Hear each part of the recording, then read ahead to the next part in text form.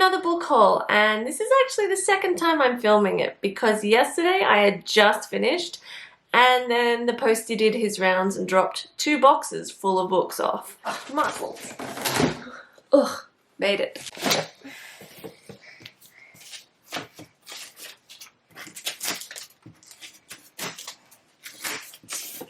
So it seemed kind of wrong not to include them, and apparently today one more book is arriving, so the TBR list is just getting ridiculously long and my shelves are needing reorganization desperately, and they're basically full of books I haven't read yet. So I really need to rein it in, but not today. So I'm going to start with the audiobooks I've got in the last couple of weeks. Some of them I bought, but a lot of them were free. So I don't know if they count for a book haul, but let's do it. The first one I got is The Course of Love by Alain de Botton. And this book is supposed to be about kind of looking at love over the course of a lifetime for 2 characters and looking at what it's like when you fall head over heels in love and it's full of passion, and then what happens when you introduce marriage and kids and decades into a relationship. From what I know, this book is about how your values influence long-term love, and it's had a lot of really positive reviews. There are tons and tons of reviews I've seen that say that if you are in a relationship or hoping to be in a relationship or coming out of a marriage or whatever your relationship status is, that there is something really honest in this book that will make you think about how you are in relationships and kind of help you see things from the other person's perspective, even though it's not like an instructional guide, it's an actual story. So pretty keen to see what this one's about. The reviews kind of make me more interested in this story than I potentially would have otherwise been just based on the description, but the reviews I've seen are literally like rave reviews. Then I got Your Own Kind of Girl by Claire Bowditch. And this is a book by an Australian artist. She's a singer and I think an actress. I am not really familiar with her at all. This was one of the ones that was free. It's a memoir about, and I mean, I don't know how I'm going to go with this memoir because I don't love a lot of childhood focus in biographies and autobiographies unless there is a purpose. But the book's description says it's about looking at how compulsion, anxiety, and grief in childhood then affected her throughout her life, and then how she's wrestled with those and come out the other side to own herself. I downloaded it because it was free and because it talks about kind of wrestling with those inner demons and coming out the other side. And I think sometimes those stories can be really interesting and really helpful and make you kind of look at your own life with a different lens. Lovestruck by Melanie LeBruy, which is a book I read over 10 years ago, and I actually then became a mad Melanie LeBruy fan and bought all of her books, and sadly she hasn't written anything in a really long time. And Lovestruck was the first book of hers I read. It was hilarious. And I can't actually find it, so I think it's somewhere lost in my parents' house. But I thought it would be fun to take a trip back down memory lane because I have very fond memories of this book. It's a... Richmond, the United Kingdom. Oops. 8. But it's a little bit weird listening to the story rather than reading it. There's something that definitely changes the voice of the book, but also just the way it flows and the way I feel it when it's audiobook versus physical copy.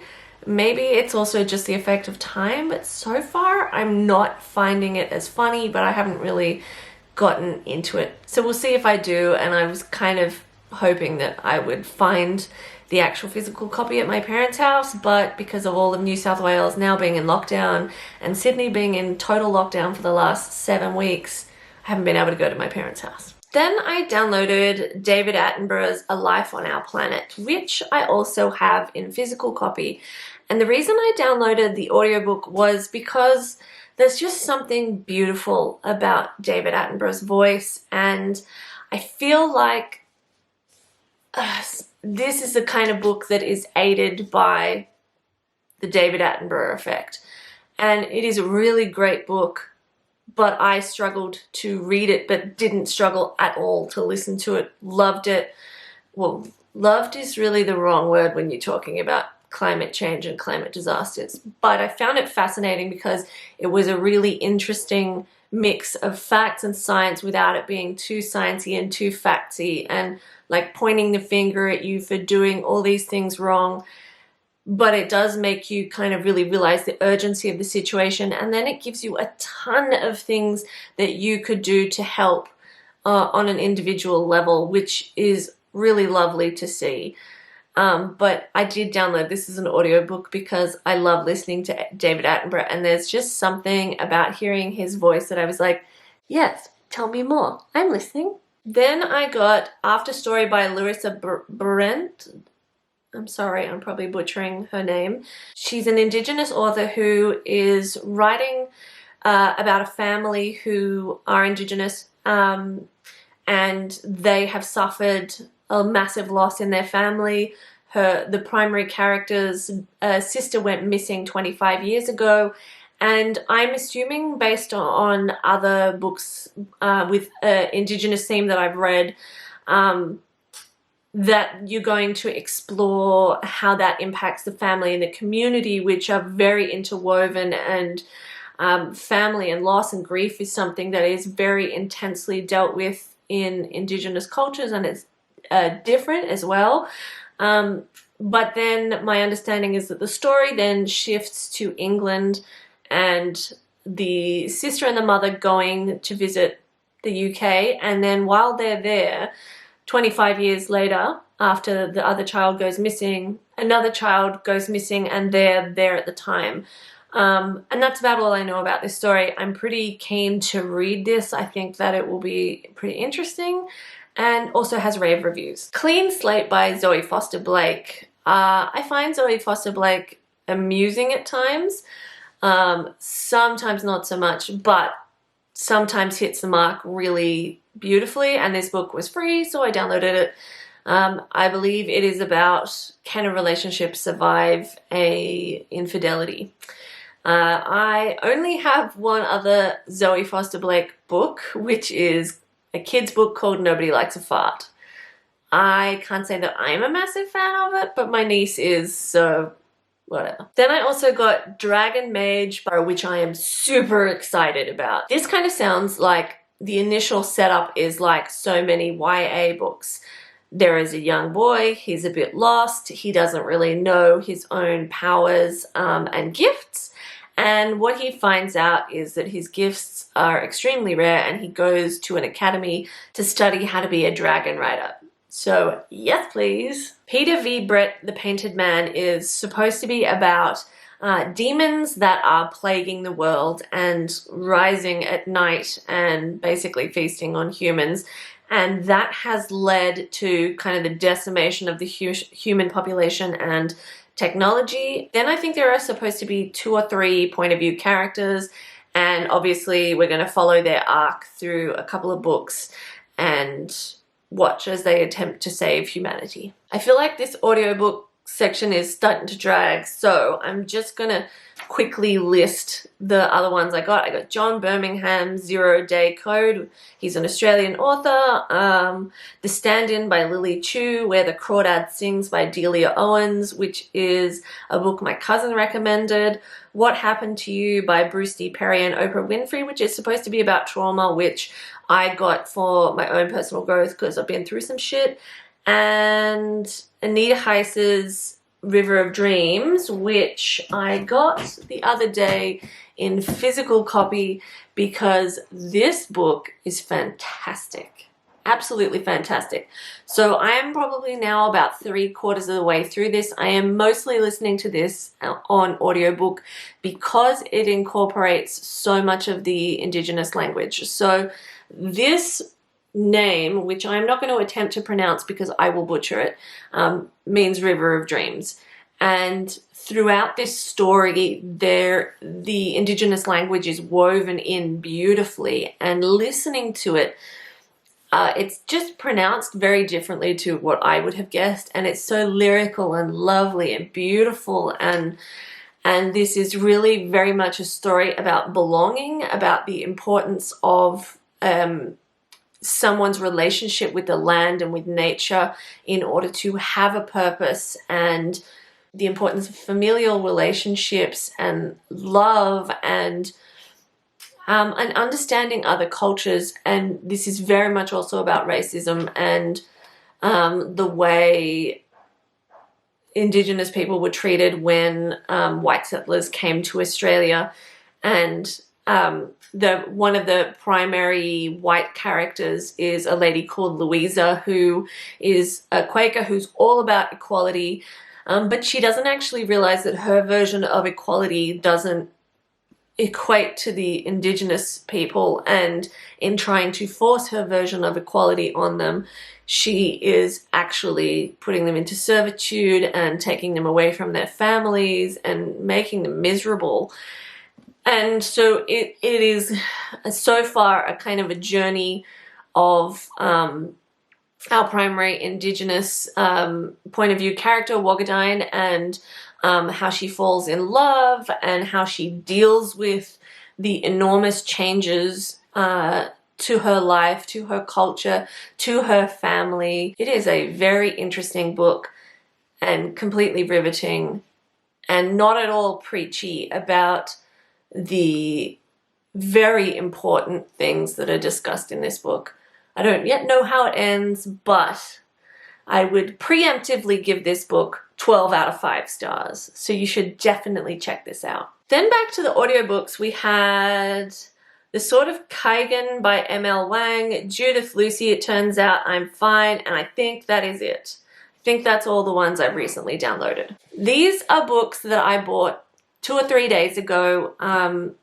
I had a feeling for a while now that New South Wales is going to go into lockdown, so I've been slowly getting the things that I need from the shops, trying to go at times when the shops are less full of people, and I was at the shops getting something, and what I was actually there primarily looking for was this book because I wanted it in physical copy. And I was in the book section when I heard that we were going into lockdown in an hour, and that led to panic buying. So I don't panic buy toilet paper, I panic buy books. So I got 9 Perfect Strangers by Leanne Moriarty.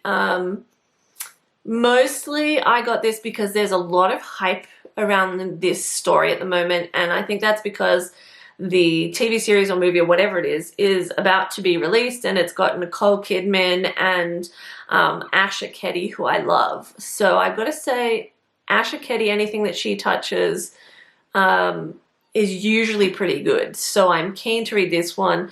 And I'm also very interested in the story because there's a lot of hype around it, but I'm not sure that I'm going to be able to watch it because I struggle with Nicole Kidman, and my understanding is she's doing some sort of Russian voice, and what I've seen on the shorts, I know this is harsh, is a bit. So I'm going to try and read the story, and then if I really like the book, then I might watch.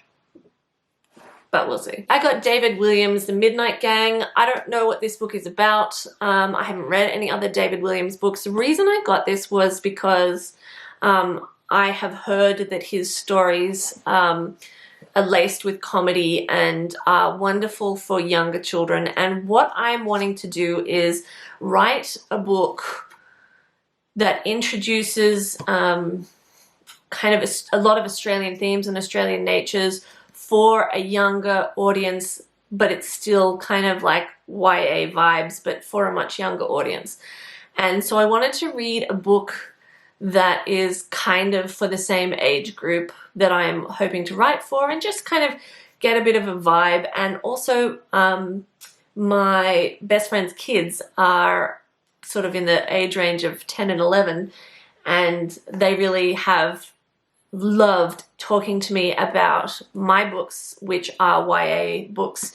And the reason they're so excited about those, even though not old enough to read them is because there are primary characters and important characters named after them.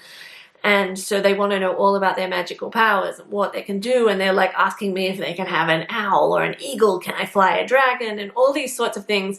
And so I thought it would be really cool to have this book so that I can read it. And if it's awesome, pass it on to them, seeing they've got kind of a passion for it at the moment. I also bought this one. We've already talked about this one. Love it. The last book I got on my emergency book buying run is The Other Black Girl. So this on the back is a thrilling, edgier The Devil Wears Prada that explores privilege and racism. That sounds fascinating to me. So that's why I picked up this book. That is all I know about this book, and I'm excited to learn more about this book. This video is already getting pretty long, so I'm gonna start moving through these a little bit faster. Basically, what I've been desperate to read lately is YA books. All of a sudden, I've had a massive urge to read them, and I've been struggling with my TBR because there is not enough YA in them. And so basically, I went on Booktopia and I saw all these like beautiful covers of YA books, and I'm very cover biased. So if you have a beautiful cover with an interesting name, you're like already 75% of the way there with having me interested in it. So a lot of these books were kind of driven by that, or I'd heard good things about their reviews, and there was a lot of click buy, and then it was a little scary when they added up the total. So the first books I got were An Ember in the Ashes and A Torch Against the Night by Saba Tahir, which is part of the Ember Quartet series. I don't really know anything about these books. They have really good reviews, and I love a good series. There is Cirque by Madeline Miller, the original prize-winning author of The Song of Achilles. And I think The Song of Achilles might be the book that is arriving later today. But this one sounds really interesting it's sort of like, if I give you a quick read through, it says, when love drives Cirque to cast a dark spell, vengeful Zeus banishes her to a remote island. There she learns to harness her occult craft, drawing strength from nature. Yes! I think this one is probably going to be the next book that I pick up. I've got Seasons of the Storm by El Cosimano, The Bear and the Nightingale by Catherine Arden, A Dark and Hollow Star by Ashley Shuttleworth. And these books I don't really know a lot about. I read the description at the time and now I'm blanking on them. But basically what I'm trying to do is fill the YA void in my life. I also got Boyfriend Material by Alexis Hall. The reason I got this is because I love a good romance that also is filled with comedy. That's what I loved about Melanie Laburie's Lovestruck and most of her subsequent books. And this is supposed to be very, very funny. I am also dead keen to read a queer romance. So I just think that that is going to be a really nice change to what I've been reading. And if it's as funny as everybody says it is, then I am all aboard. This one is actually a thriller. It is supposed to have a little bit of a social commentary in it. Ace of Spades is the first thriller I've bought in a long time. I have deliberately not read too much about this. I was drawn to the beautiful cover, and I read a little bit about the description and then just scanned the reviews, and they were all really, really positive. And my way of going into a thriller is to basically find something that I feel drawn to and to check that the reviews are overwhelmingly positive, but to otherwise not know anything much about it, because the whole point of a thriller is that you don't see what's coming.